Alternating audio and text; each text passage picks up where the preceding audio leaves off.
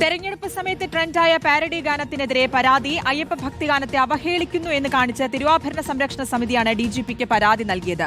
രാഷ്ട്രീയ ലാഭത്തിനു വേണ്ടി ഗാനം പ്രചരിപ്പിക്കുന്നുവെന്നും ഭക്തരുടെ വിശ്വാസത്തെ ചോദ്യം ചെയ്യുന്നുവെന്നും പരാതിയിൽ പറയുന്നു. പ്രവീൺ പുരുഷോത്തമൻ നൽകും വിശദാംശങ്ങൾ. പ്രവീൺ, എന്തായാലും പാരഡി ഭയങ്കര ഹിറ്റായി. നമ്മൾ ദേശീയ തലത്തിൽ, അതായത് പാർലമെന്റിന് പുറത്തുവരെ പാരഡി ഗാനം കേൾക്കുകയും ചെയ്തിരുന്നു. ഇതിലിപ്പോൾ പരാതി ഉന്നയിച്ചിരിക്കുന്നത് തിരുവാഭരണ സംരക്ഷണ സമിതിയാണ്. പരാതിയിൽ എന്താണ് പറയുന്നത്?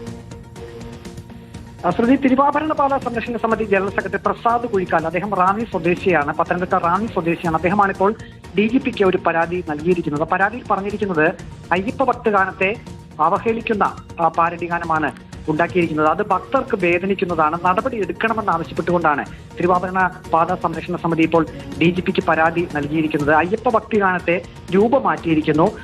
ശരണം വിളിച്ചുകൊണ്ടുള്ള പാരഡി ഗാനം അയ്യപ്പ ഭക്തരുടെ മനസ്സിനെ വേദനിപ്പിക്കുന്നതാണെന്നും ഈ പരാതിയിൽ പറയുന്നു.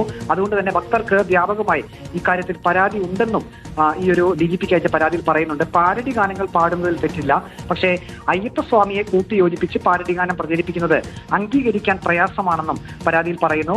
ഈ പോറ്റിയെ കേറ്റി എന്ന് തുടങ്ങുന്ന ഈ ഗാനത്തിൽ അയ്യപ്പ സ്വാമിക്ക് ശരണം വിളിച്ചുകൊണ്ടാണ് അപമാനിക്കുന്നതെന്നും പറയുന്നുണ്ട്, ഈ പരാതിയിൽ പറയുന്നുണ്ട്.